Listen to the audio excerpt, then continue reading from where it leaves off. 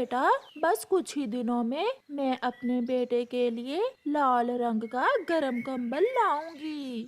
फिर गौरी कौवी अपने घर से निकलती है। गौरी कौवी जंगल में सब्जी बेचा करती थी। गाजर लो, लाल लाल गाजर लो, आलू मटर और प्याज सब है गौरी के पास। चिड़िया वहाँ आती है। गौरी बहन, 1 किलो आलू दे दें, कुकू कल से पकोड़े खाने की जिद कर रहा है। ये ले आलू और हरी मिर्ची मैंने फ्री में डाल दी है। गौरी बहन, तुम्हें पता है कि कालू घर से कहाँ जाता है? मुझे तो यही कहता है कि अपने तोते दोस्त के पास जा रहा हूँ। गौरी बहन, मेरा नाम न लेना। मैंने देखा कल कालू भैया नशेई उल्लुओं के पास बैठा दारू पी रहा था। क्या? ये क्या कह रही हो चिड़िया आप? मैंने अपनी आँखों से देखा। कुछ दिन पहले कबूतर ने भी मुझे बताया था। वो तो हर रोज नशेई उल्लुओं के पास जाता है। फिर चिड़िया अपनी सब्जी लेकर वहाँ से चली जाती है। शाम को गौरी घर में बैठी कालू का इंतजार कर रही थी। जब कालू घर आता है तो वो आते ही घोंसले में लेट जाता है। क्या आज दारू ज्यादा पी ली है? कौन दारू पीता है? तुमसे किसने कहा? जिसने भी कहा, आप बताओ कि उन नशेई उल्लुओं के पास आप क्या करने जाते हो? मैं एक काम से गया था। उस छोटी चिड़िया को तो मैं छोड़ूंगा नहीं। उसी ने बताया है ना तुम्हें। उसने कल मुझे देखा था उल्लुओं के पास जाते हुए। नहीं, मुझे किसी और ने बताया है। मुझे नींद आ रही है। मुझे तंग ना करो। फिर कालू सो जाता है। मम्मा, बहुत ठंड लग रही है। मेरे पास आ जाओ बेटा, कल मैं अपने बेटे के लिए कंबल ले आऊंगी। मेरे पास इतने पैसे हो गए हैं। फिर गौरी कवि अपने बेटे को अपने पंखों में छुपाकर सो जाती है। सुबह हो जाती है। कालू कौवा मुंह अंधेरे ही उठ जाता है।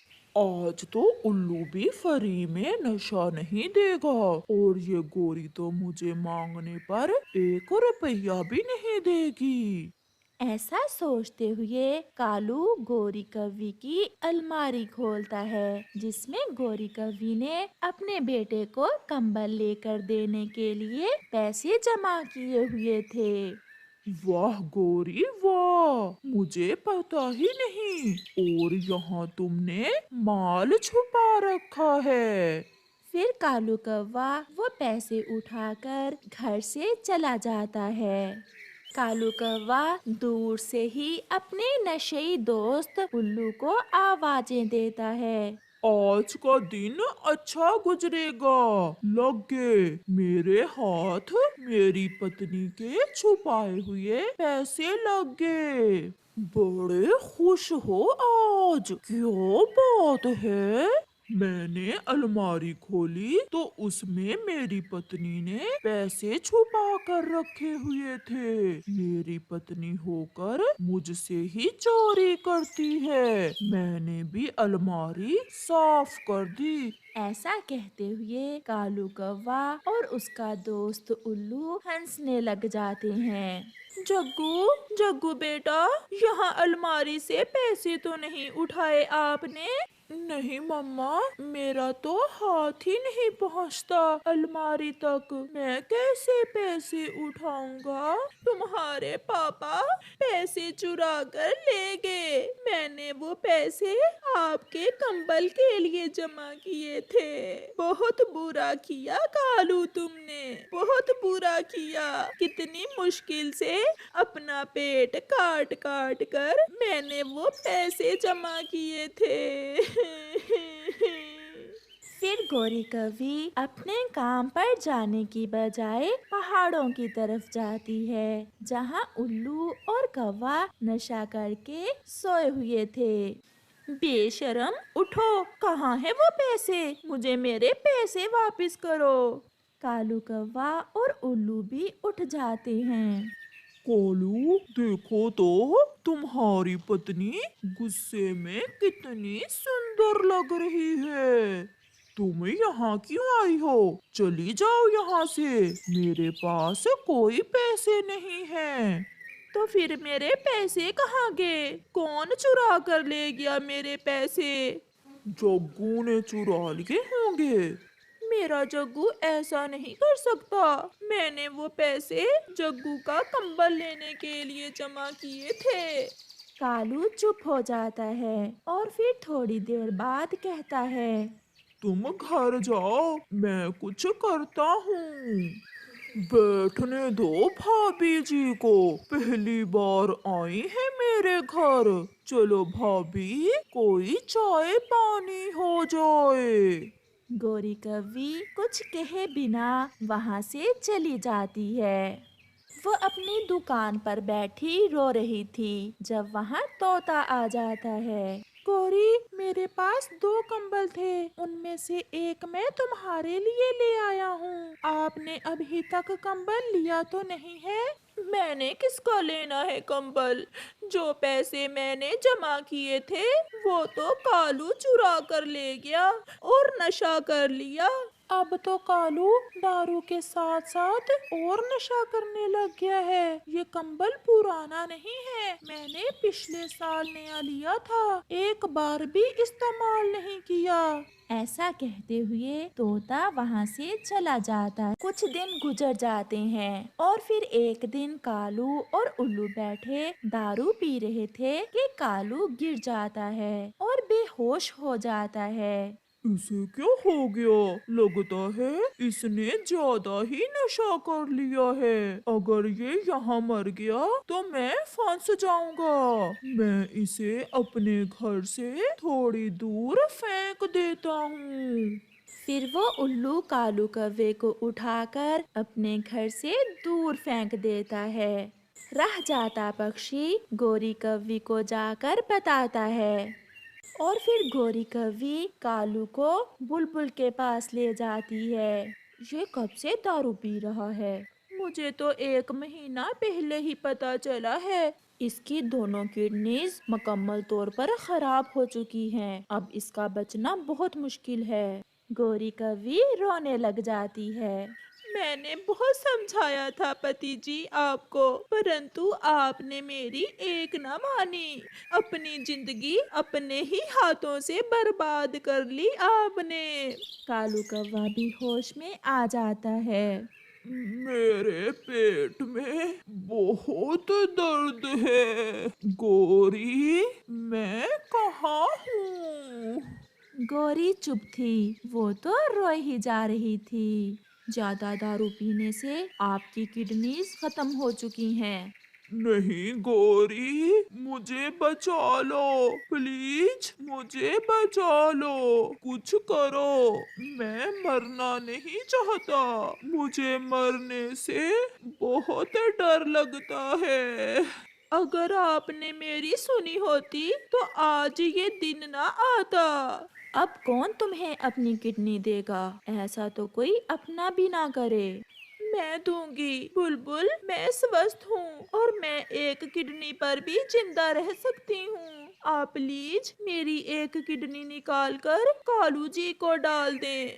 गोरी, मुझे माफ कर दो, मैं भूल गया था। मुझे बचा लो गोरी, मुझे बचा लो। फिर बुलबुल कालू का ऑपरेशन करती है और गोरी की एक किडनी निकालकर कालू के डाल देती है। कुछ दिनों बाद कालू और गोरी दोनों ठीक हो जाते हैं। घर जाकर कालू अपने बेटे को सीने से लगा लेता है। मुझे पता चल गया गोरी, मुझे पता चल गया, अपना परिवार ही सब कुछ है। वो भी 1-2 महीनों बाद। कालू, फिर तो तुम जंगल के बड़े पक्षी बनने वाले हो। नीचे बैठी गोरी कव्वी जो उसी जंगल में रहती थी, छुपकर कालू कव्वे और कबूतर की बातें सुन रही थी। माँ, पूरे 50 लाख की इंश्योरेंस निकलने वाली है उस बुढ़े कौवे की। अगर मेरी शादी उस कौवे से हो जाए तो मैं मालकिन बन सकती हूँ पूरे 50 लाख की। 50 लाख? ये तो बहुत बड़ी रकम है। अब उस कौवे को कैसे अपने जाल में फंसाया जाए? माँ, वो हर रोज नदी पर आता है। मैं कल सुर्खी पाउडर लगाकर नदी पर जाऊंगी और उसे अपने जाल में फंसाने की पूरी कोशिश करूंगी। दूसरे रोज कालू कौवा नदी पर बैठा हुआ था कि वहाँ गोरी कौवी आ जाती है। हाय, मैं मर गई। इतना सुंदर कौवा भी कोई रहता है मेरे जंगल में? मैंने पहले तो कभी आपको नहीं देखा। क्या मैं सुंदर हूँ? वो ऐसा है ना कि मैं घर में ही रहता हूँ, बाहर कम ही निकलता हूँ। क्या शादी करवा ली है आपने? नहीं, अभी तक मुझे कोई कौवी पसंद ही नहीं आई। फिर तो ऊपर वाले ने ही मुझे यहाँ भेज दिया।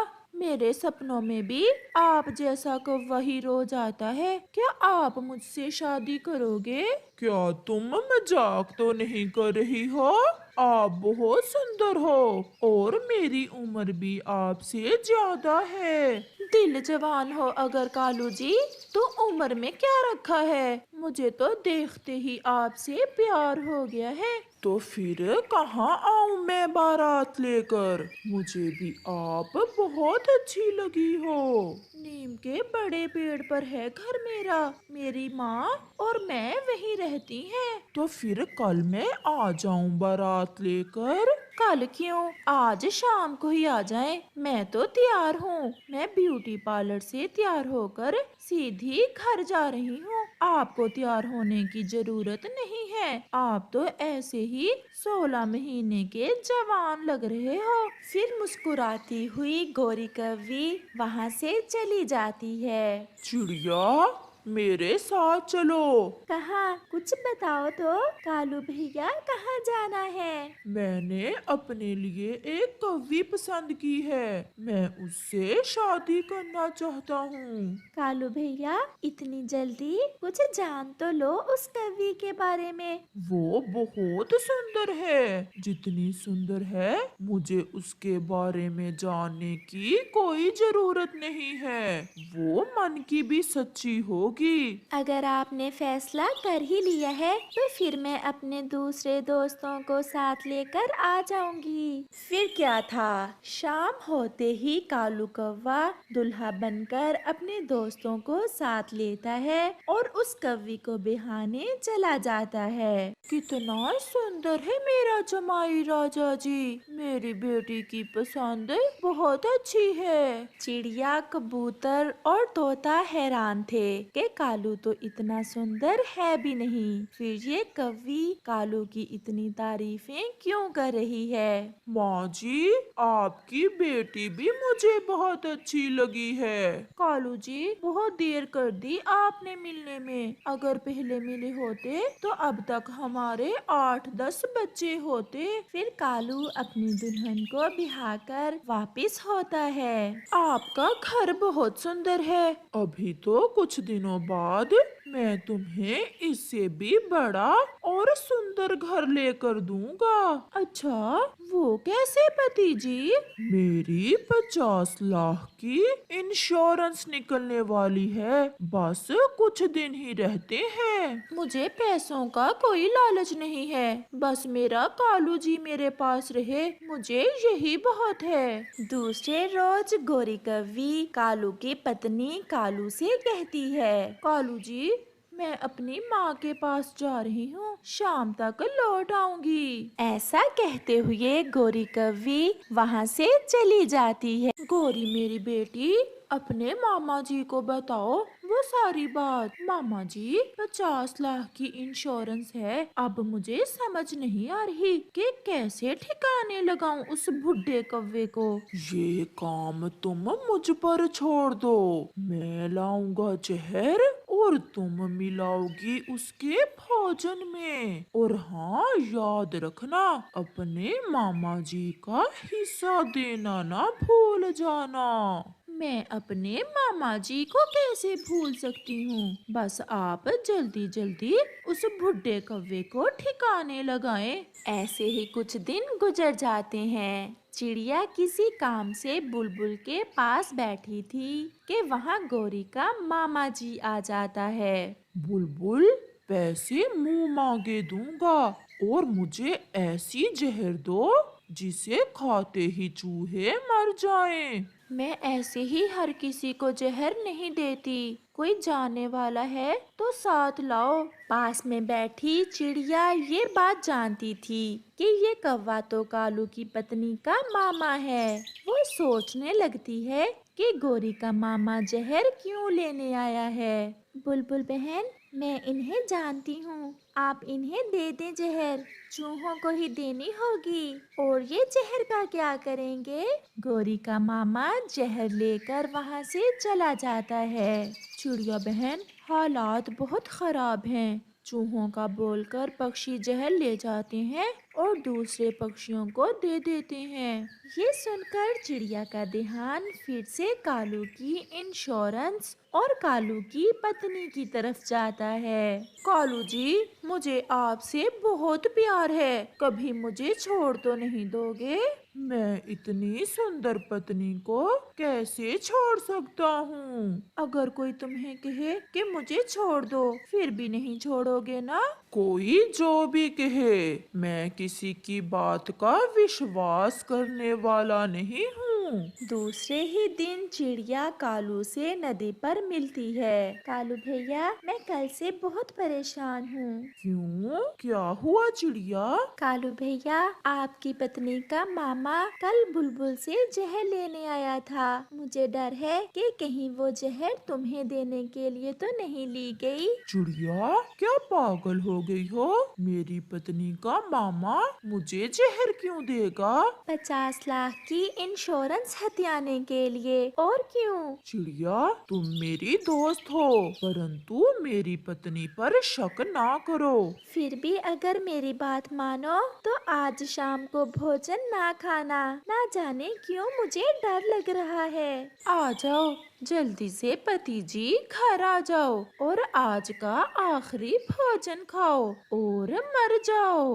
गोरी कालू के खाने में जहर मिलाते हुए ऐसा सोच रही थी। बस जल्दी से वो इंश्योरेंस की रकम 50 लाख मिल जाए मुझे, फिर मैं सोने के गहने लूंगी और किसी सुंदर से कव्वे से शादी करूंगी। रात को कालू भी घर आ जाता है। जब गोरी कालू की पत्नी कालू को भोजन देती है तो कालू भोजन को देखता है और चिड़िया की बातें उसके दिमाग में चलने लगती हैं। वो भोजन खाने की बजाय उसे एक तरफ रख देता है। खा लिया भोजन? हाँ, खा लिया है। फिर कालू लेट जाता है और मरने का नाटक करने लगता है।